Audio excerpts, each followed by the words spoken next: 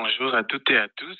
Je suis très contente de vous souhaiter la bienvenue à ce webinaire sur les produits Huawei. Aujourd'hui, c'est Gabriel Bless de Huawei qui vous présente cette session. Moi, je m'appelle Alex Shore et je travaille dans le marketing chez SolarMart. Avant de commencer, je vais expliquer comment vous pouvez participer activement dans ce webinaire. Le webinaire est enregistré et la vidéo sera disponible sur YouTube après. Si vous avez des questions, vous pouvez les écrire ici dans la zone champ de l'onglet questions et je lis vos questions et je les pose ensuite à Gabriel. À la fin du webinaire, il y a un moment pour poser votre question à l'oral. Vous pouvez lever le main ici dans ce main jaune pour signaler que vous voulez parler. Et après, je vous activerai le micro pour poser vos questions. Oui, c'est ça pour moi. Je vous souhaite un bien webinaire et je passe maintenant la parole à Gabriel. Merci Alex donc pour la présentation, l'explication. Donc effectivement, n'hésitez pas à poser vos questions et puis comme ça, ce sera plus dynamique et interactif que si c'est juste moi qui parle. Mais bon voilà, je vais quand même vous parler parce qu'il y a des choses à dire. Donc peut-être un peu aussi tout ce qui est dernière nouveauté et puis se concentrer sur justement le MAP0 et le SmartGuard qui sont voilà les derniers produits qui vont apparaître. Et aussi petite nouvelle justement sur les produits qui disparaissent si vous savez pas déjà. Donc on a le M5 donc cet onduleur Sun 2000 de 12 à 25 kW qui va disparaître progressivement. Donc je faudrait voir, je sais même pas s'il est encore sur le shop SolarMart, mais voilà, ce M5 va disparaître. Déjà sur le 12 kg, on a le MAP0 donc qui arrive, on a déjà le MB0 qui remplaçait plus ou moins le M5 de 12 à 25 kg. Donc voilà, ça sert à rien d'avoir 50 000 références, surtout que le M5, son gros désavantage, c'est qu'il n'était pas hybride et donc pas compatible batterie.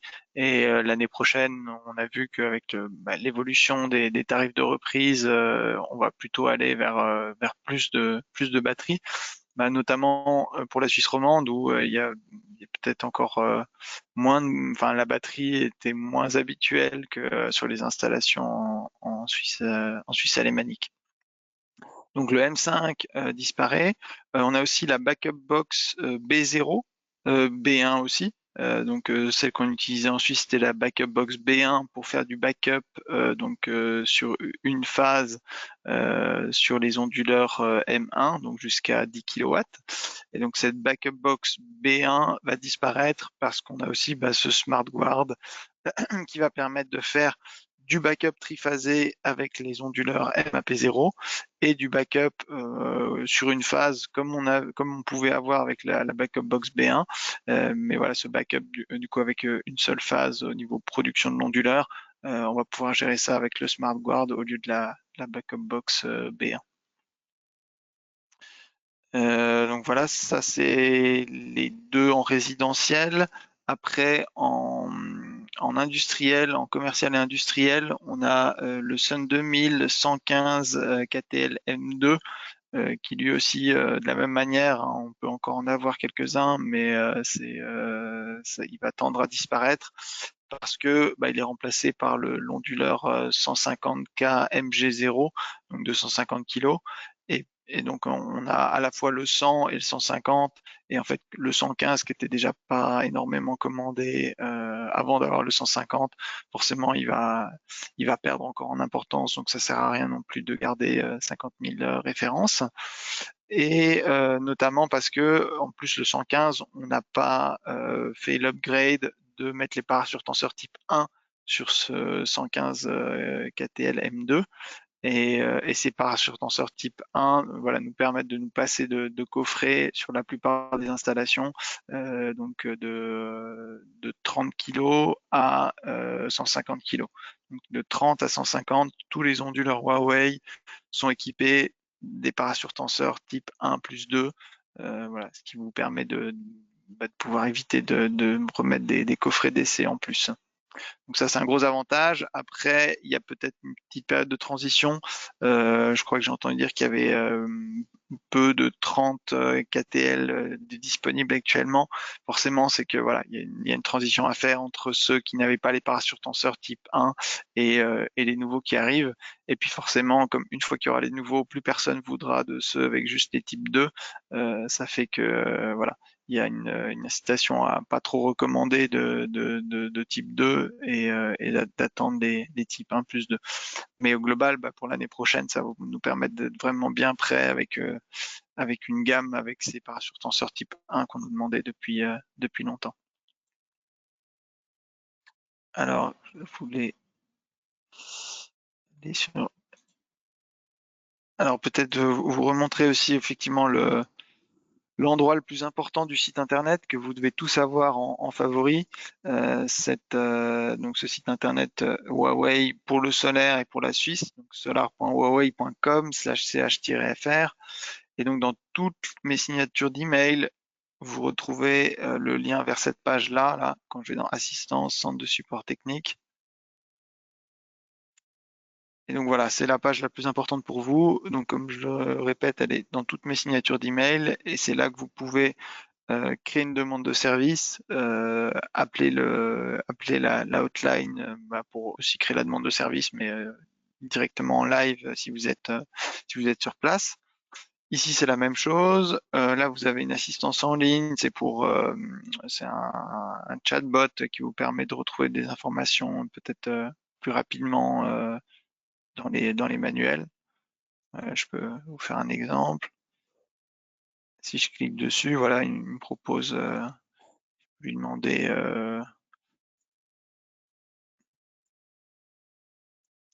est-ce que les onduleurs Sun 2000 ont un parachutenseur type 1. On va voir si ça marche. Bon, ça marche pas encore si bien. Mais vous pouvez retrouver, voilà, et puis vous pouvez voter, et puis l'aider à s'améliorer. Ça marche peut-être encore mieux en anglais pour le moment.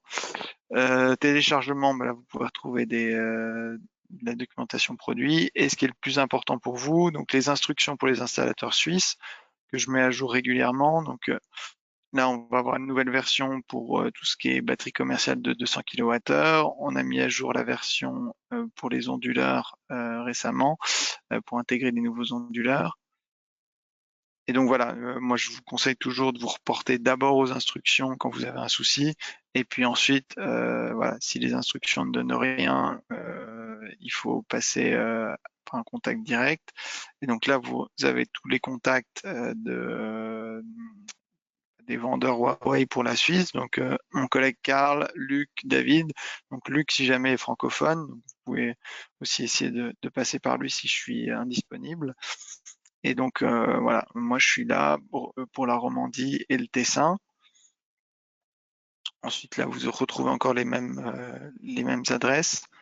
Et ici, vous avez aussi la chaîne YouTube et là même le lien direct vers les vidéos qui ont déjà été faites avec des sous-titres en français, quoi. Voilà, donc là j'ai la version du monophasé, la version du triphasé, la Luna 2000 S0, l'onduleur M5. Bon, lui qui va disparaître, hein, on est toujours faire des mises à jour. Mais voilà, déjà là, vous avez pas mal d'éléments. Et puis ensuite, si vous allez dans les produits, vous en avez encore, vous avez les fiches techniques et parfois même des pages dédiées à l'onduleur. Donc là, par exemple, si je vais sur le MB0, je clique sur fiches techniques. Et donc là, j'ai une page complète sur l'onduleur, avec vraiment plus de détails. Aussi des visuels, explications sur la gestion des arcs électriques, pourquoi on estime qu'il peut durer 25 ans. Et donc là, si je vais dans caractéristiques, il me redonne les résumés de la fiche technique directement en ligne. Et si je vais dans téléchargement et support, là je retrouve la fiche technique, le manuel d'utilisation et le guide rapide. Donc vous pouvez aussi avoir sur le shop SolarMarkt. Alors, je voulais aller dans une présentation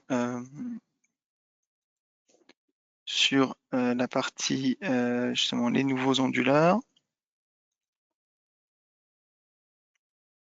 Voilà, hop.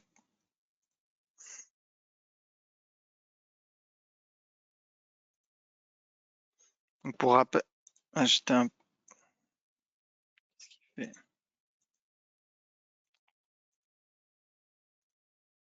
voilà, pour rappel, donc on a commencé, enfin non, on a commencé les onduleurs, c'était en 2012, mais là, petit rappel sur le résidentiel et les dernières versions d'onduleurs. Donc on avait cette version du M1 paru en 2017. On a rajouté les optimiseurs, puis la batterie pour avoir vraiment un système complet onduleur plus batterie, puis le chargeur de véhicules électriques, et puis maintenant encore une nouvelle génération d'onduleurs avec aussi notamment toute cette partie backup triphasé. Donc voilà, on a donc dans les nouveautés, alors on a le Sun 5000 8 à 12 kg MAP0, mais on a aussi le Sun 2000 5 à 12 kg MAP0. C'est sur celui-là qu'on va se concentrer parce que les Sun 5000, tous ceux qui s'appellent Sun 5000, c'est ceux qui prennent uniquement une optimisation complète. Donc ils ont besoin d'avoir des optimiseurs partout. Alors que avec le Sun 2000, je reste dans le même système qu'actuellement avec le M1, c'est-à-dire que je peux soit l'utiliser comme un onduleur de chaîne simple, soit je peux lui mettre des optimiseurs partout, soit je peux faire une optimisation partielle avec des optimiseurs Sun 2000. Donc voilà, sur les optimiseurs, on reste toujours sur ces Sun 2000 450 et 600 watts P. Limité à 14,5 ampères en courant de court-circuit. Mais ce qui est important aussi à savoir, c'est que cette limitation, c'est pas comme la limitation de courant de court-circuit de l'onduleur. Le courant de court-circuit de l'onduleur, si vous le dépassez, vous endommagez l'onduleur. L'optimiseur, si vous lui mettez un panneau qui est plus puissant, que c'est 14,5 ampères, le courant supplémentaire, il serait juste perdu. Et comme aujourd'hui, les panneaux les plus puissants, c'est 14,53, 14,6, enfin ce genre de chiffres, au final, la perte, elle est négligeable parce qu'on n'arrivera que très rarement à ce niveau d'intensité. Donc au final, vous pouvez encore utiliser ces optimiseurs sur les panneaux les plus puissants.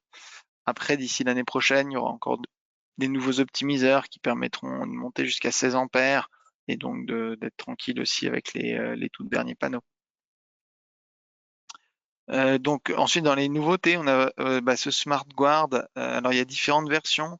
Nous, celle qui va nous intéresser, ce sera toujours la même pour la Suisse. C'est Smart Guard 63 ampères T0. Donc c'est T0, c'est pour le triphasé, et puis 0, c'est juste le numéro de version. La AUT, c'est pour l'Australie ou l'Autriche. Enfin, c'est pas, en tout cas, c'est pas pertinent pour nous. Donc voilà, il n'y a qu'une version de SmartGuard qui ira bien et il sera compatible donc avec tous les onduleurs jusqu'à 25 kg. Par contre, pour le backup triphasé, ça dépend de l'onduleur, parce que c'est à l'onduleur de pouvoir produire différemment sur chaque phase. Le chargeur, donc lui, il reste là. On conseille toujours de l'utiliser en parallèle avec Emma parce que ça nous permet de bénéficier de plus de fonctions et de pouvoir gérer deux chargeurs avec un seul Emma. Et voilà, une fois qu'on a l'Emma, on bénéficie de toutes les fonctionnalités, de pouvoir charger uniquement avec le solaire, de pouvoir faire du bridage dynamique, donc c'est-à-dire recharger au plus vite possible, tout en respectant les capacités de la maison. Ensuite, au niveau des garanties, on a sur les nouvelles Luna S1, on est à 15 ans de garantie. Alors les Sun 5000, ça a l'air d'être aussi garantie étendue. Après à vérifier, parce que la garantie, ça dépend quand même de chaque pays. Mais voilà, dans la plupart des cas, la Suisse a toujours des niveaux de garantie les plus élevés, comme la S1, qui est pas forcément garantie 15 ans dans tous les pays, mais si vous achetez via SolarMart, vous avez vraiment la garantie niveau suisse. Et la S0, elle reste comme elle a toujours été, donc avec sa garantie de 10 ans.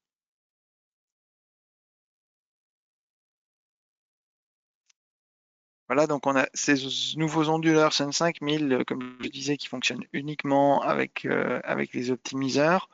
On a toujours le choix entre la batterie Luna 2000 S0, donc avec les blocs de 5 kWh, ou la S1, la nouvelle avec les blocs de 7 kWh.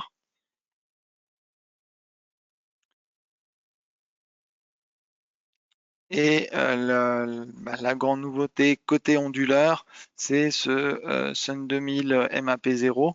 Donc les premiers ont été livrés chez SolarMart et il y a déjà eu on commence à faire les premières installations. Et donc ce Sun 2000, il va de 5 à 12 kg. Et donc il remplace pas complètement le M1 puisque le M1 pour 3 et 4 par exemple, aujourd'hui il n'y a pas de solution à part le M1 en triphasé. Donc on garde encore le M1 et puis en plus il y aura une différence de prix forcément parce que le MAP0 a des capacités supplémentaires. Aussi, il est capable de gérer ses panneaux plus puissants. Donc on est à 16 ampères de courant maximum par entrée, alors que sur le M1 on est à 13,5. Après, sur le M1, si vous êtes un peu au-delà de 13,5, si vous êtes à 14, vous perdez, c'est pareil, c'est pas dramatique, vous perdez juste le delta entre le 13,5 et le 14, et encore faut-il atteindre ce 14 à un moment dans l'année. Mais forcément, plus on va aller sur des panneaux puissants, si vous allez sur des panneaux déjà de 15 ampères, voilà, votre M1 il est à 13,5 maximum.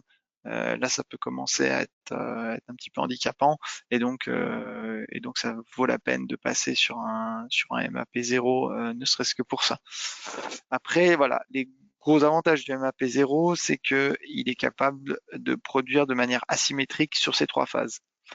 Donc il y a une phase qui peut produire un certain courant, une autre un deuxième et la troisième encore quelque chose de différent en restant dans certaines limites. On ne peut pas avoir 12 kg sur une phase et 0 sur les deux autres. Et donc là justement on voit un petit exemple de ce qu'il est capable de tolérer. Donc il est capable aussi de prendre des courants plus importants que sa production nominale, mais voilà, plus c'est important et plus ce qu'il va être capable de supporter, ça va durer peu de temps. Donc 200% de sa capacité sur 10 secondes, 150% pendant 5 minutes. Et puis si on reste entre 100 et 110%, là, il n'y a pas de souci, il peut fonctionner en continu tout le temps. Sur ce MAP0, donc on a comme sur le M1 une entrée batterie. Et donc sur cette entrée batterie, comme sur tous les onduleurs hybrides, on peut mettre sur une entrée deux colonnes en cascade. Donc ça veut dire que si je mets des S0, bon là c'est pas des images de S0, je crois qu'ils ont mis des images de S1 partout, mais des colonnes de S0 font 15 kWh, donc si j'en mets deux en parallèle, ça me fait 30 kWh, ou si je mets deux Luna S1, ça me fera 41,4 kWh. Bon après on continue sur tous les produits à travailler sur la fiabilité et donc à tester les onduleurs et à les maltraiter. Donc on a un centre de test à Shanghai qui s'appelle GCTC, donc Global Compliance Test Center, où ils font vraiment des tests très poussés sur les onduleurs. Donc notamment, j'ai un petit exemple où on fait un test de résistance à la foudre, de qu'est-ce qui se passe quand vraiment la foudre frappe les onduleurs. Et en fait, pour pouvoir maîtriser ça, on déclenche la foudre au niveau sur un champ de test dans le centre d'études de Huawei. Et puis ça, c'est le genre de test qui coûte très cher, hein. Je crois que c'est à l'entour de 200 000 francs de test. Et donc, il faut forcément avoir des volumes significatifs pour pouvoir pour pouvoir faire ce genre de choses. Donc, là, mettre la petite vidéo qu'on voit tirer une fusée. Et donc ça, il tire la fusée dans les nuages et ça permet de déclencher cet éclair. Allez, on la refait parce que voilà, elle retourne de toute manière. La fusée et l'éclair, voilà, ça impressionne. Et puis là, c'est une version avec le test avec les explosifs. Je sais pas exactement qu'est-ce qu'ils font exploser, mais tout ça dans le but d'atteindre voilà des niveaux de fiabilité élevés, plus proches de nous. Donc j'ai entendu dire que c'était un onduleur qui avait pris l'eau dans les inondations et puis en fait une fois qu'il a été à moitié sous l'eau, donc le dongle inclus, et puis en fait une fois que l'eau s'était retirée et que l'onduleur avait séché, il a réussi à redémarrer sans souci. Alors après bon, sur la question, peut-être mieux l'annoncer aux assurances quand même pour éviter que s'il tombe en panne l'année suivante, ce soit refusé en prise en garantie, mais bon, ça montre un peu la qualité du matériel. Donc voilà, l'objectif avec ce MAP0 d'avoir vraiment un différentiel entre les trois phases, c'est que dans les deux cas, alors soit si je suis donc hors réseau, eh bien là forcément mes consommations ne sont pas forcément toutes les mêmes sur les trois phases de la maison. Et donc là, c'est intéressant de pouvoir équilibrer la production de l'onduleur pour pouvoir vraiment correspondre à ce qu'on a besoin dans la maison. Et il y a un deuxième cas de figure qui peut être intéressant, c'est le jour où le gestionnaire de réseau décidera de facturer phase par phase et de dire, mais par exemple, si vous exportez sur la phase 3, mais que vous consommez sur la phase 2, il vous donnera un tarif d'exportation pour la phase 3 et pourrait donc vous facturer sur la 2. Donc en fait, suivant sur quelle phase vous exportez ou vous consommez, vous vous retrouvez à payer assez cher alors que vous produisez avec du solaire. Et donc l'idée avec cet onduleur MAP0, c'est de dire même dans ce cas-là, si ça venait à arriver en Suisse, hein, ce qui n'est pas le cas pour aujourd'hui, et ben l'onduleur, on pourrait lui dire produit pour la maison sur les phases sur lesquelles tu as des consommations pour éviter justement de se retrouver avec un déséquilibre au niveau du réseau et donc se retrouver à exporter sur une phase et à consommer sur une autre.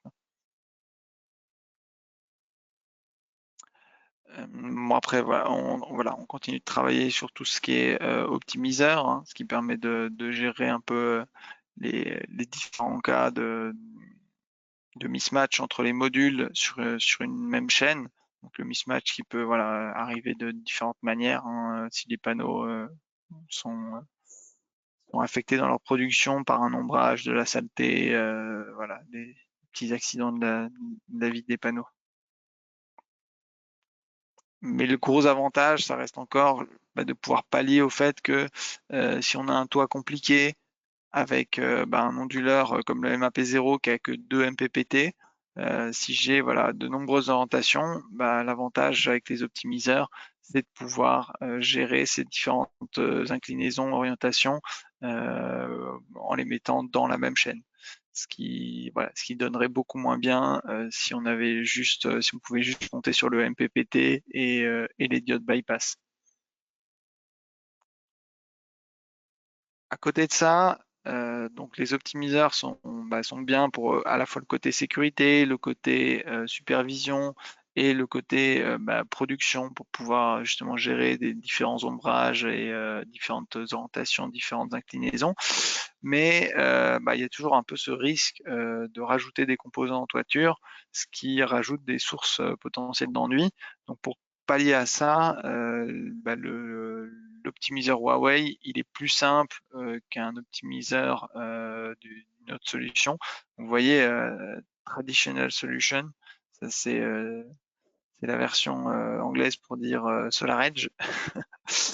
Et donc dans version traditionnelle, on a un circuit qui permet à la fois de baisser la tension et de l'augmenter. Chez Huawei, on a un circuit qui permet uniquement de baisser la tension. Donc à la fois, il est un peu moins intelligent, mais voilà, comme il sait faire moins de choses, il y a aussi besoin de moins de composants, et donc moins de composants, moins d'encombrement aussi à monter en toiture, moins de composants et moins de problématiques de SAV. C'est forcément, c'est tout le problème des optimiseurs, c'est qu'un composant de plus, c'est une chance de plus d'avoir des soucis. Mais donc l'objectif, nous de notre côté, c'est à la fois diminuer le nombre de composants et travailler sur la fiabilité pour arriver à avoir une fiabilité qui soit comparable à celle des panneaux. Et donc voilà, on sait que les panneaux, au final, une fois qu'ils sont montés en toiture, sur la quantité, voilà, il arrive toujours d'avoir quelques soucis, mais sur la quantité, en général, il y a très peu de problèmes. Bon, ça, c'est les modes traditionnels d'utilisation de la batterie et avec l'onduleur, hein. Il n'y a rien de très nouveau.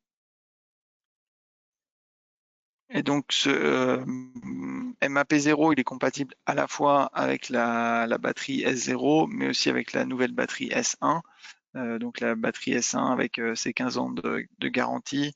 Et donc c'est 4,2 MWh de garantie par kilowattheure de la batterie. Donc ça fait 4200 cycles sur 15 ans. Ce qui fait plus que les traditionnels 220 cycles par an qu'on compte pour faire de l'autoconsommation. Ça veut dire que voilà, le 4200 cycles ou 15 ans, il est cohérent par rapport à l'utilisation classique d'une batterie résidentielle. Et puis, ce sur quoi on insiste beaucoup et qu'il y avait déjà sur la S0, c'est d'avoir un maximum de niveaux de sécurité. Et donc sur la S1, on a encore rajouté des niveaux de sécurité. Donc aussi bien sur les nouvelles cellules qu'on utilise, des cellules prismatiques de 208 ampères-heure qui ont été testées à la perforation avec voilà il y a plus d'une centaine de tests qui sont conduits pour être sûr d'avoir sélectionné les meilleures cellules. À côté de ça, on a tout le design de la batterie qui là-bas qui est internalisé chez Huawei et où on essaie justement d'avoir le moins de risques possible. Donc avant, on avait le 0 volt au port pour la S0 pour diminuer les risques justement au moment de l'installation. Maintenant, il y a juste un câble entre la batterie et l'onduleur et pour brancher les blocs entre eux, là on a vraiment des connecteurs qui se clipent hein, les uns dans les autres comme des Lego et qui font à la fois la connexion pour la communication et pour le côté d'essai. Et donc ce qui permet d'avoir une connexion très facile à faire, on ne peut pas se tromper et très, très efficace et très sécurisée. On a aussi travaillé sur la résistance à l'eau, hein, qui est un point faible des batteries au lithium. Et donc cette batterie S1, elle est testée jusqu'à 40 cm d'eau pendant 72 heures. Donc voilà, elle peut résister à ça. Après, forcément, si vous la plongez dans la piscine en entier, ça risque de moins bien se passer. On a aussi la résistance au choc, hein, parce que c'est pareil, ça peut être un facteur, un facteur d'endommagement des batteries. Et donc, on l'a testé jusqu'à 5 tonnes de pression. Donc, c'est pas une raison pour taper dessus, mais voilà, on a essayé de faire le produit le plus costaud. On a toujours aussi, comme sur la S0, des capteurs, de nombreux capteurs à l'intérieur de la batterie pour pouvoir avoir vraiment le maximum de données sur les cellules, pouvoir faire la calibration automatique du niveau de charge des différents packs et ainsi d'assurer une bonne protection des cellules et de ne pas trop les solliciter pour justement arriver à avoir encore après 10 ans une batterie en état relativement bon. Après, il y a toujours une dégradation, c'est comme les panneaux, il y a une dégradation progressive au fil du temps. En plus, Donc, ce qu'il n'y avait pas sur la S0, on a cette valve d'évacuation qui permet, en fait, en cas d'emballement thermique au niveau de la batterie, d'expulser les gaz qui se dégagent suite à l'emballement thermique et d'empêcher la réentrée d'oxygène pour aussi essayer d'endiguer, de stopper le processus d'emballement thermique qui est extrêmement difficile à arrêter une fois qu'il est enclenché. Donc si j'ai un MB0, j'ai deux entrées batterie par onduleur, donc le MB0 de 12 à 25 kg. Comme j'ai deux entrées par onduleur, je peux mettre deux colonnes sur chaque entrée, donc ça me fait un total de 4 colonnes. Donc en configuration maximum, un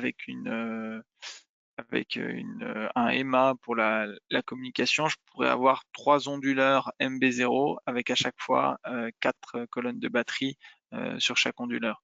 Donc ça me ferait voilà 82,8 kWh de stockage par onduleur. Et puis ça me ferait 1 gigawattheure sur 15 ans si j'ai cette configuration maximum de 3 onduleurs et de 12 colonnes de batterie. Donc on voit, voilà, le MA, ça vous avez commencé à l'installer au début de juin, juillet. Il y a eu quelques petits soucis au début sur la connexion Wi-Fi. Maintenant, ça va un petit peu mieux et on va continuer de le développer, de résoudre les bugs et d'ajouter des appareils en plus aussi dans l'écosystème pour que Emma puisse gérer plus d'appareils. Aujourd'hui, on a 3 appareils Shelly, donc il y a deux relais et une prise intelligente qui peuvent communiquer avec le Emma et que le client peut contrôler depuis son application Fusion Solar. Et voilà, à terme, on va rajouter des pompes à chaleur, on va rajouter tout ce qui est boiler, on va rajouter plus de chargeurs, peut-être d'avoir des chargeurs autres que des chargeurs Huawei, puisque si le client a déjà sa voiture, s'il a déjà acheté un autre chargeur, ça peut être quand même intéressant pour lui de pouvoir enclencher une charge au moment où il a du solaire. Voilà, aujourd'hui c'est possible dans l'écosystème Huawei, mais on voudrait ouvrir ça pour aller plus loin. Donc voilà, si j'ai un MAP0 et un SmartGuard, là je peux faire vraiment une bascule sur le réseau et le hors réseau. Et en plus de ça, j'ai le fait que l'onduleur soit asymétrique et donc qu'il puisse gérer une consommation différente sur chaque phase. On peut aussi lui adjoindre une génératrice diesel si nécessaire pour avoir vraiment un mode îlotage complet. Après, à voir justement si vous êtes pas rattaché au réseau, je suis pas sûr qu'il y ait besoin du SmartGuard. Au final, vous avez surtout besoin d'une batterie pour avoir une source de courant stable et d'avoir un MAP0 capable justement de produire différemment, de manière différenciée sur chaque phase. Donc voilà, avec ce MAP0, c'est aussi le SmartGuard, il a EMA à l'intérieur et donc EMA peut gérer 3 onduleurs. Je peux me mettre en configuration maximale avec 3 onduleurs de 12 kg MAP0 sur un SmartGuard. Et puis là, c'est un peu la configuration maximum pour le backup triphasé. Et donc ce SmartGuard, il peut faire la transition entre le réseau et le mode hors réseau en 20 millisecondes au plus rapide. Après, à vérifier avec le GRD si le 20 millisecondes respecte le temps nécessaire au GRD, puisque forcément le client va vouloir faire le switch le plus rapidement possible du réseau vers le hors réseau si justement il y a un problème au niveau du réseau électrique, alors que le gestionnaire de réseau, lui, va plutôt préférer qu'on attende un peu plus parce que voilà, ça peut être un facteur de déstabilisation si justement au moment où le réseau est faible, s'il y a des installations qui se déconnectent. Donc plus il y a d'installations avec backup et puis plus ça peut aussi contribuer à déstabiliser le réseau. Ensuite, une fois qu'on passe en hors réseau, on peut décider quelles sont les charges prioritaires. Celles qu'on alimente uniquement quand on est connecté, celles qu'on alimente quand on est hors réseau, et éventuellement en garder certaines quand, par exemple, quand le niveau de charge des batteries est en dessous de 50%. Comme ça permet de se dire, voilà, j'ai différents niveaux, et puis si mes batteries sont en dessous de, mettons, 50 ou 40%, je peux décider de passer en mode survie avec juste l'éclairage et voilà, pour garder vraiment l'essentiel. L'éclairage, le congélateur, ce genre de choses. Donc, comme le MAP0 il peut faire que 12 kg maximum, on peut décider voilà, de faire un backup partiel. Et puis 63 ampères aussi maximum. Donc, si on a plus que 63 ampères, il faut aussi se séparer au niveau du SmartGuard. Après, donc votre SmartGuard, il va venir directement après le réseau. Et donc, vous avez un switch qui permet, vous avez ce switch qui permet d'éventuellement éviter le SmartGuard. Si jamais il y a un problème à l'intérieur du SmartGuard, on peut encore décider de repasser en mode standard pour le bypasser et continuer à alimenter la maison, quoi. On va se retrouver en panne dans toute la maison parce qu'il y a un problème sur le SmartGuard. Alors le Smart Charger, vous connaissez déjà, donc on peut voilà, faire cette justement charge via le photovoltaïque de manière préférentielle, ou on peut décider de charger en fonction du prix de l'électricité. Là, vous avez le prix de l'électricité en bleu, on voit que ça augmente là de 15 heures à 21 heures, puis ça rebaisse après. Donc on peut décider voilà, de lancer une charge entre 2h30 et 3h30 du matin, ou décider de charger quand j'ai de l'excédent photovoltaïque, mais que les prix de l'électricité sont élevés. 3 façons de vous connecter avec le Smart Charger. L'application avec Fusion Solar. Le Bluetooth, donc c'est pareil, si vous avez le Bluetooth sur votre téléphone, vous pouvez le connecter une fois au chargeur, et après le client, à chaque fois qu'il est dans la zone du chargeur, en fait le chargeur reconnaît qu'il y a le téléphone avec le Bluetooth auquel il a été connecté, et il va pas redemander au client de s'identifier avant d'autoriser la charge. Et les cartes RFID. Les cartes RFID, vous en recevez 2 dans le carton, et c'est les 2 maîtres entre guillemets qui vous permettent par exemple de faire un reset de la borne. Mais si vous en voulez plus, vous pouvez ajouter n'importe quelle autre carte RFID. Notamment, par exemple, vous pouvez utiliser le SwissPass et puis le configurer dans la borne pour qu'il donne accès à la recharge.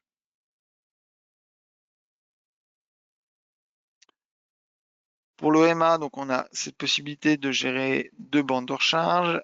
Elle remplace à la fois le compteur, donc pas besoin de DTS 666, et le dongle, donc pas besoin de dongle, et même surtout pas, puisque avec un dongle dans l'installation et un EMA, ça rentre en conflit et ça ne fonctionne pas.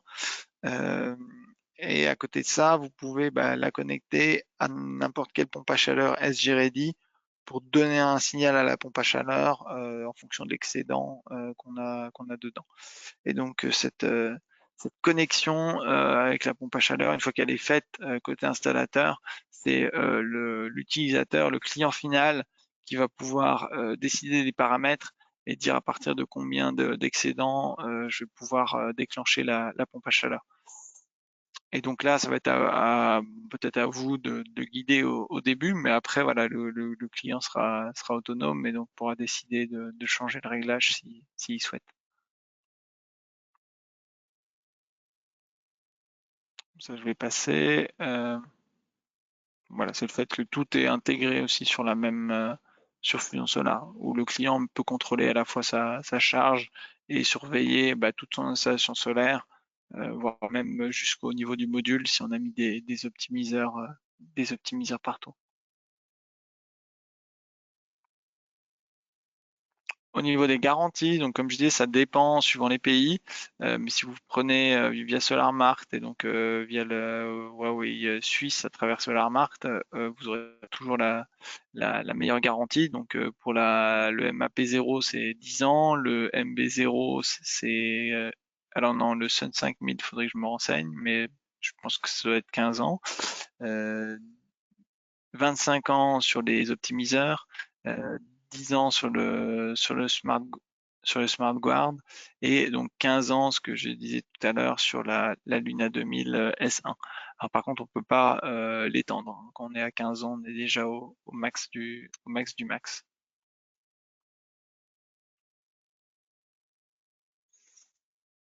Donc voilà ce MAP0, donc tout ça on a déjà vu. On a aussi le fait qu'on continue à améliorer tout ce qui est les harmoniques provoquées par l'onduleur, parce que ça peut être un problématique des onduleurs sur le signal, s'il dégrade le signal électrique de l'installation.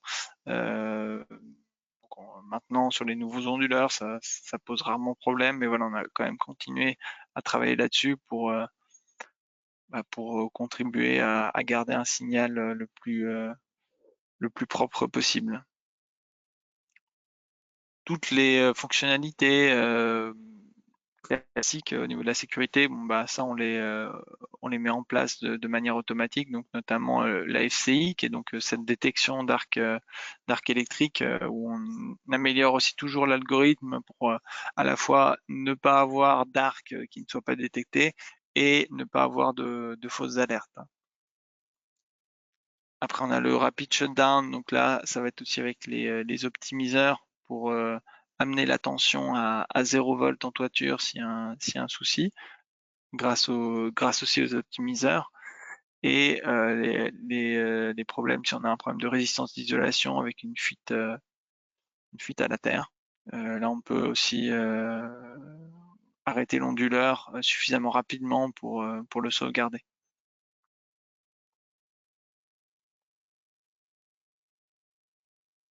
Et donc, comme les autres batteries, la Luna 2000 S1, vous pouvez l'utiliser à 100%. Après, c'est toujours la même chimie, hein, donc c'est du lithium fer phosphate. Si vous passez vraiment à 0% pendant trop longtemps, là, vous faites une décharge profonde et là, vous endommagez la batterie. Et donc là, c'est plus couvert par la garantie. Donc moi, je conseille de garder quand même toujours un petit 5% de niveau de charge dans la batterie. Et donc voilà, ça c'est le petit récapitulatif avec les onduleurs qu'on conserve actuellement sur la gamme résidentielle. M1, MB0, MAP0, ils ont tous la détection d'arc électrique de série, le rapid shutdown aussi. Les optimiseurs, ils sont tous compatibles avec les optimiseurs Sun 2000. La partie production asymétrique, ça c'est nouveau du MAP0, justement, c'est ce qui permet le backup triphasé. Et la tolérance à une surcharge temporaire, c'est pareil, c'est ce MAP0 pour lui permettre de pouvoir encaisser les chocs quand il produit hein, pour la maison en mode backup.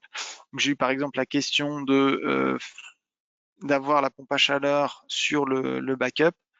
Euh, c'est plutôt déconseillé si j'ai juste un MAP0 de 12 kg. En fait, il faut regarder quel sera l'appel de puissance maximum de la pompe à chaleur en cas quand elle démarre en fait. Et donc quand elle démarre, il faut que ce courant d'appel maximum puisse être couvert par un MAP0 ou plus probablement deux.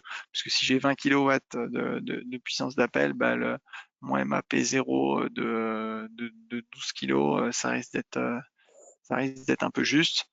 Suivant, comme on voyait hein, avec la surcharge, c'est suivant le temps que ça dure, quoi. Mais je pense que si on a deux MAP0 de 12 kg pour une petite pompe à chaleur, ça doit passer.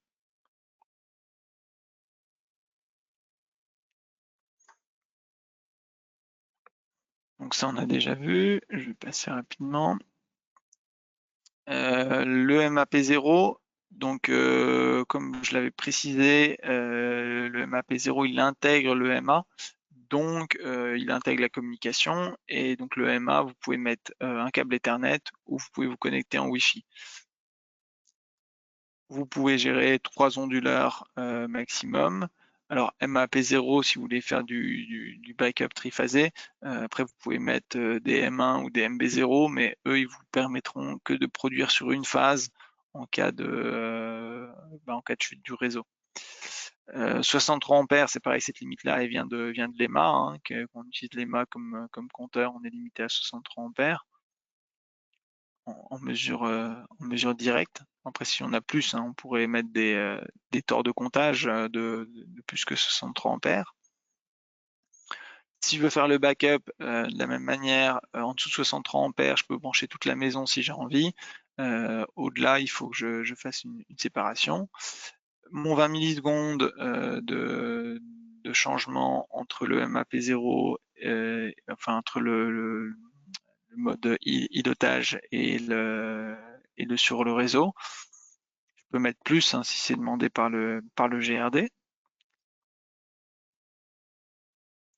Le déséquilibrage de phase, on a vu. Le bypass en cas de nécessité, si jamais il y a un problème sur le smart guard.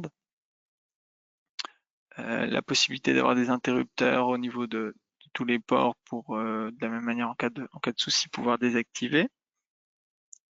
Et la possibilité voilà, d'avoir un générateur diesel. Là, on voit aussi ce qui est important, c'est qu'il faut rajouter des DDR pour protéger l'installation quand on est en mode de backup.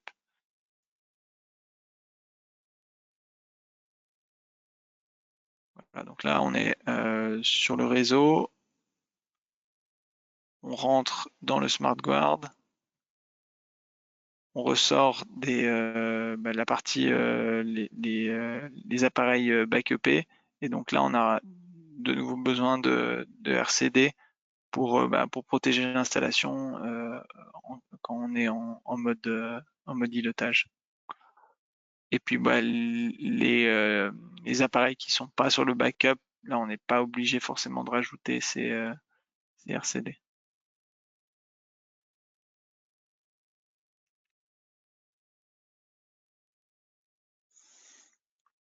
Donc voilà, moi ça on pousse plutôt à l'optimisation complète, mais sur le MAP0 Sun 2000, on peut encore faire de l'optimisation partielle. On peut maintenant, quand on a tous les optimiseurs, aussi faire le scan QR code par QR code. Ça peut être plus pratique pour certains monteurs. Sinon, on continue à faire comme avant. On a aussi la possibilité de coller les QR codes sur la petite feuille et puis de la prendre en photo et de la télécharger sur l'application et comme ça de générer directement le calpinage de l'installation. Qui va changer aussi avec les nouveaux optimiseurs, c'est on va repartir sur du 1 volt par optimiseur. En fait, tous les optimiseurs qui s'appellent Merck, ils ont ce système avec 1 volt par optimiseur, alors qu'avant, sur les Sun 2000, sur les optimiseurs Sun 2000, 450 et 600, on est à 1 kilo-ohm par optimiseur. Et donc là, on doit avoir 6 kilo-ohms. Quand on met donc le plus sur le plus, le moins sur le moins, et puis quand on inverse les sondes, on doit avoir moins que 6 kilo-ohms. Ce qu'on va aussi améliorer, c'est la lumière nécessaire pour pouvoir faire une mise en service. Quand je suis avec le Sun 2000, il me faut au moins 400 watts par mètre carré, alors que sur le Merck, c'est 100 watts par mètre carré. Donc on baisse un peu cette limite qu'il nous faut suffisamment de lumière pour. On a aussi avec le M1 la gestion de la tarification dynamique et donc ça on va le déployer dans différents pays. Alors la Suisse pas encore parce que il y a encore assez peu de gestionnaires de réseau qui ont la tarification dynamique. On a Groupé qui a commencé avec le tarif Vario, qui a fourni pas mal aussi d'informations justement pour s'interfacer avec. Je pense qu'il y aurait déjà possibilité de faire quelque chose, mais bon, voilà, Groupé c'est un GRD et à l'intérieur de Groupé, c'est encore très, voilà, ils ont une base de clients encore nouvelles avec ce tarif Vario. Je pense d'ici au courant 2025, on aura précisé un petit peu quand est-ce qu'on intégrera ça pour la Suisse.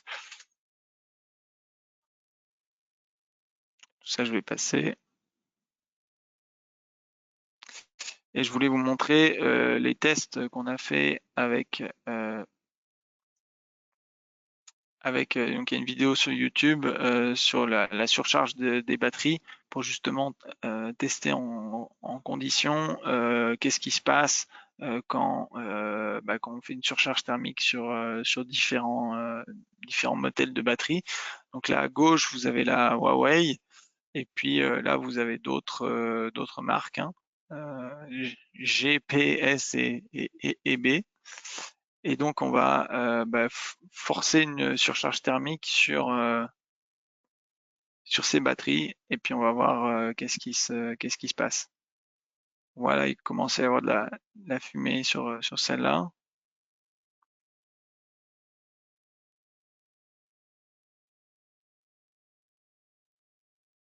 La Huawei, il y a un petit peu de fumée aussi là. Et la dernière à démarrer, c'est celle-là en bas à droite. Et en fait, ce qui se passe, c'est que voilà, souvent l'emballement thermique pour une batterie, c'est assez difficile à contenir, puisqu'une fois qu'il y a des cellules qui ont surchauffé, ça se propage de cellule en cellule et de pack en pack. Chez Huawei, on essaie aussi qu'il y ait plein de mesures pour faire en sorte que ça dégénère pas. Donc on voit que là, ça fume toujours un peu côté Huawei, mais là on en a une qui flambe. Alors c'est pas le lithium en lui-même, c'est la partie plastique sur le dessus du bloc de batterie qui, avec la chaleur, qui a fini par prendre feu, quoi.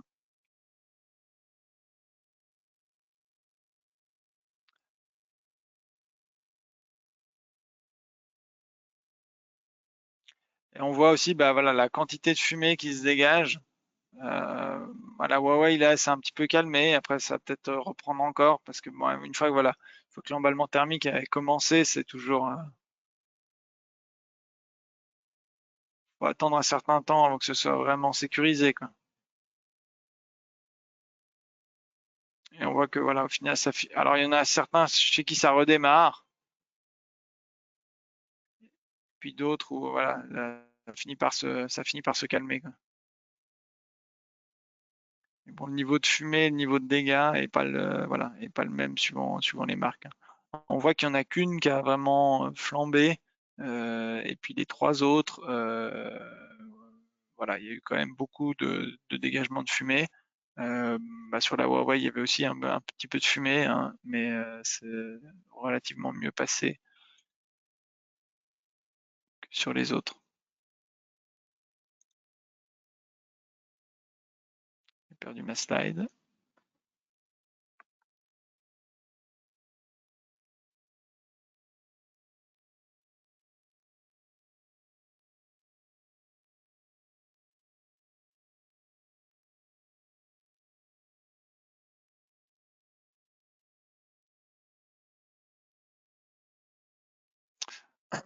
On a fait des tests aussi voilà, il y a eu des tests en Thaïlande sur la qualité des onduleurs et le niveau d'efficacité. Et je pense que ça pourrait être intéressant de regarder rapidement parce que j'ai souvent des questions là-dessus.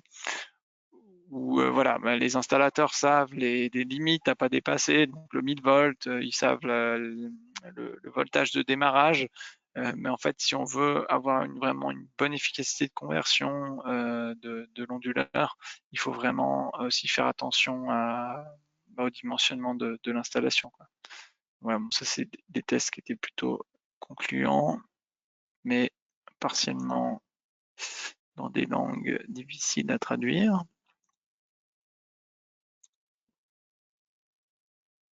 Donc je voulais retourner sur ces limitations. Donc, quand vous faites votre chaîne, hein, on sait qu'il y a des limites données par le fabricant du panneau, donc 1000 volts ou 1500 volts suivant les panneaux au maximum dans la chaîne. On a des limites sur les connecteurs, 1000 ou 1500 volts. et on a les limites de l'onduleur. Donc chez nous, c'est 1100 volts maximum. Après, au-delà de 980 volts, l'onduleur il ne démarre pas. Donc ce 1100 volts, c'est uniquement en cours d'exploitation. Et donc, comme il y a toujours aussi des équipements qui de toute manière sont limités à 1000 volts, je conseille de viser les 1000 volts maximum. Et aussi, pour d'autres raisons, c'est qu'on va le voir, en fait, quand on approche d'une tension très élevée, c'est là où on va dégrader aussi beaucoup l'efficacité de l'onduleur. Petite exception près, forcément, si vous avez des optimiseurs partout, j'ai pas de, je crois que j'avais un, non, j'ai pas avec les optimiseurs. Donc ça c'est la formule pour avoir la longueur maximum de la chaîne quand vous n'avez pas d'optimiseur. Si vous avez des optimiseurs, vous avez la limite de puissance maximum que vous pouvez mettre soit par chaîne, soit par MPPT dans la fiche technique. Et comme les optimiseurs, on peut réguler la tension avec eux, c'est ce qui nous permet de faire des chaînes plus longues sans affecter l'efficacité de l'onduleur. Ce que je disais tout à l'heure, hein, l'onduleur il démarre à 200 volts. Si on a vraiment très peu de panneaux, on peut démarrer on peut démarrer à 100 volts avec un onduleur L1. Et donc les onduleurs L1 monophasés, aujourd'hui, ils sont limités à 12,5 ampères. Donc ça veut dire qu'il faut vraiment des panneaux plutôt avec un courant relativement bas si vous voulez utiliser un L1. Après, on va avoir des nouveaux onduleurs monophasés dans le courant de l'année prochaine qui pourront tolérer un courant de 16 ampères. Mais voilà, pour cela, il faut encore un petit peu attendre. Mais aujourd'hui, dans 9 cas sur 10, vous êtes avec un onduleur triphasé qui va démarrer à 200 volts. Il va démarrer à 200 volts, c'est pas sa plage de tension idéale. Alors, si vous êtes sur un 3 KTL à 200 volts, il sera déjà avec un bon régime de travail. Mais si vous êtes sur un onduleur plus gros, il va moins apprécier. Donc là, par exemple, on a la courbe d'efficacité avec un Sun 2115 KTL M2. Et donc on voit que entre 540 et 800 volts, on a toujours ce 10% de plus qu'on a avec les onduleurs Huawei où ils arrivent toujours à faire plus que leur puissance nominale affichée. Le 115 KTL, voilà, il peut pousser jusqu'à plus de 120 kg. Par contre, si vous êtes en dehors de la zone entre 540 et 800 volts, on voit après 800 volts, la courbe elle chute assez rapidement. On voit avant cette zone, la courbe elle chute aussi, mais moins violemment. Donc ça vous permet aussi de vous dire, si j'ai un petit peu de difficulté à me retrouver dans cette zone, il vaut mieux que je sois un petit peu bas que trop haut. Et donc là, vous avez toujours dans le manuel les plages de tension MPPT à pleine charge. Donc là, ce que je disais tout à l'heure, pour le 3 KTL M1, ça va de 140 à 850 volts. Bon, forcément, c'est logique. Si vous avez un petit onduleur de 3 kg, vous n'allez pas avoir beaucoup de panneaux, pas énormément de tension. Donc on veut que déjà quand il est à 200 volts, il va toujours démarrer à 200 volts, mais on veut que quand il est à 200 volts, il soit déjà au maximum de son efficacité. Alors que si je suis sur un M1 de 10 kg, là ma plage elle va démarrer à 390 volts. Donc ce qui pourrait être aussi un peu justement problématique, c'est si vous avez un gros onduleur, mettons vous avez un onduleur de 10 avec une toute petite chaîne de 6 panneaux, et cette petite chaîne de 6 panneaux, voilà, elle risque de ne pas avoir suffisamment de voltage pour atteindre ces 390 volts. Puis en termes d'efficacité, du coup on va être beaucoup plus bas, quoi. Alors ça, c'est un autre exemple avec un 30 KTL M3. On voit que la plage va de 400 à 850. Et puis là, c'est peut-être un peu moins rude la pente, mais voilà, ça reste quand même éviter d'être en dehors de cette plage MPPT. Et pour vous aider là-dedans, donc comme je le disais, c'est dans toutes les manuels, mais il faut aller vous chercher dans le manuel. Et donc pour simplifier tout ça, on l'a mis sur le Smart Design. Donc sur le Smart Design, quand vous le faites, il va vous dire si votre chaîne est trop longue ou trop courte.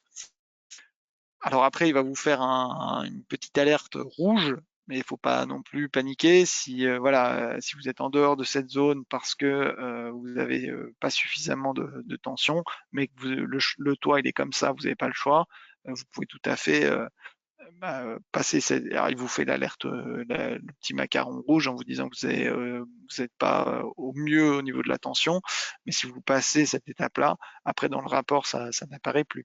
Mais au moins vous êtes informé que si vous avez la possibilité de faire autrement, il est conseillé justement de faire autrement pour avoir le meilleur rendement pour votre client, puis qu'il soit satisfait du rendement total dans les années qui viennent. Voilà un petit rappel justement où vous retrouvez le Smart Design et justement le type d'alerte qui vous donne. Typiquement, tension de la chaîne PV faible. Donc là, on voit on est à plus de 200 volts, mais voilà, il nous indique quand même qu'on est un petit peu limite.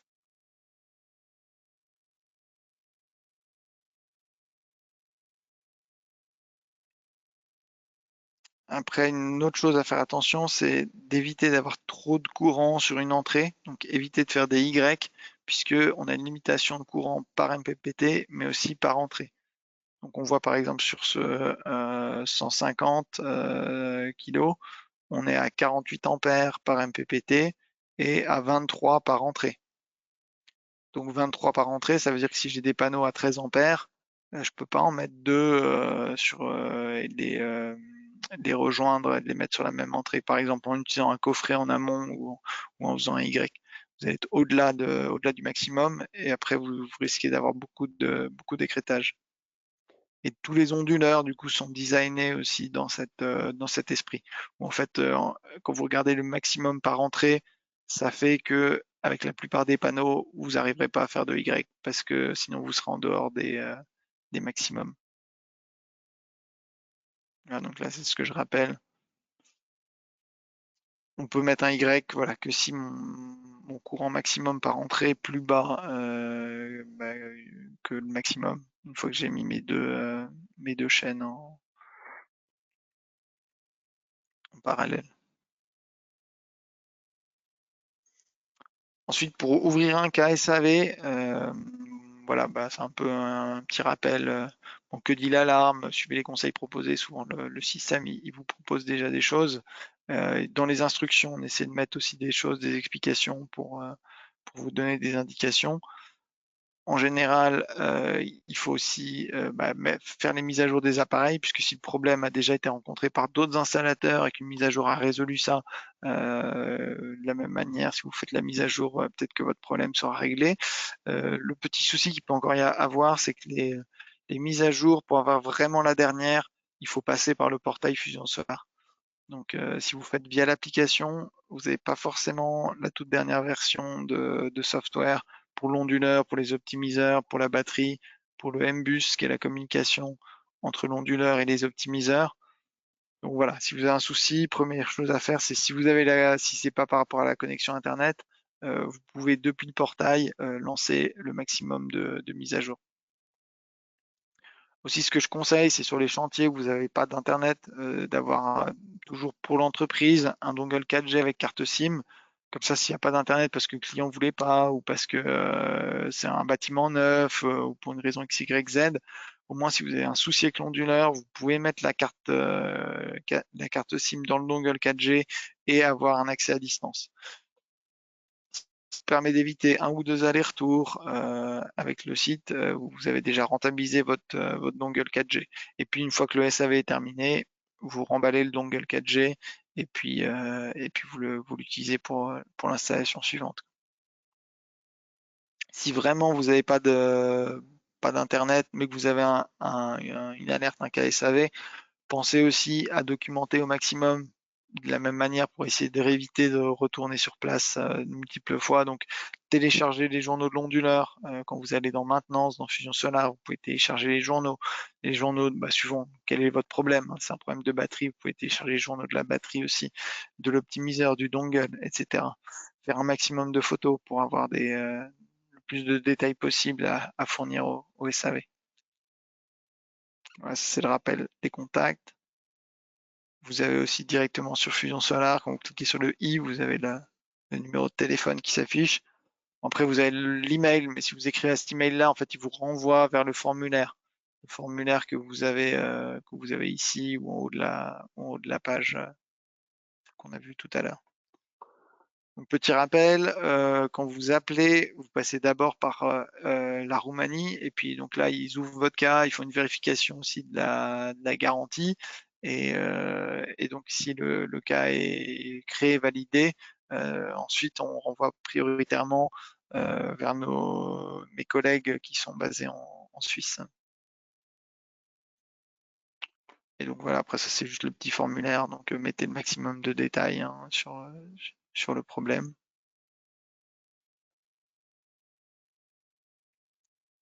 Ensuite, pour la communication, de la même manière, voilà, mettez un maximum de choses, numéro de série des différents éléments, numéro de version de software. Parce que souvent, on me dit oui, je l'ai mis à jour.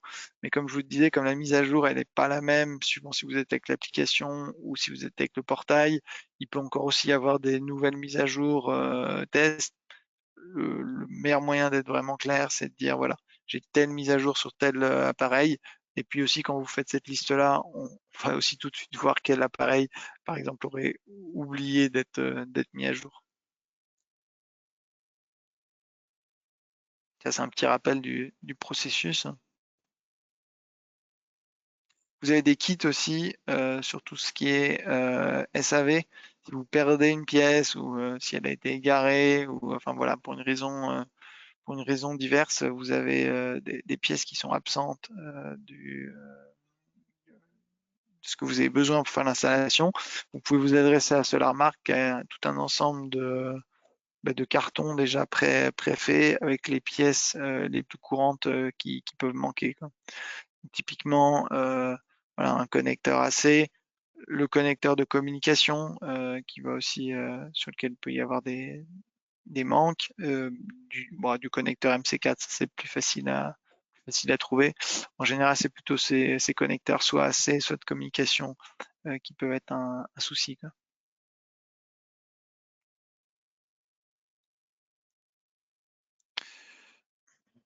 Ben voilà, Alex, je ne sais pas s'il y a des questions. Non, il y a pas de questions. Ok. Bon, moi, j'ai rien de. Je vais pas épuiser aussi nos installateurs. Je pense que j'ai déjà donné pas mal d'éléments. Moi, je pense on peut arrêter là s'il y a pas de questions, quoi. Oui, je crois aussi. C'est- Ouais, C'était très bien. Merci beaucoup, Gabriel. merci. Oui. Et oui, à la prochaine fois.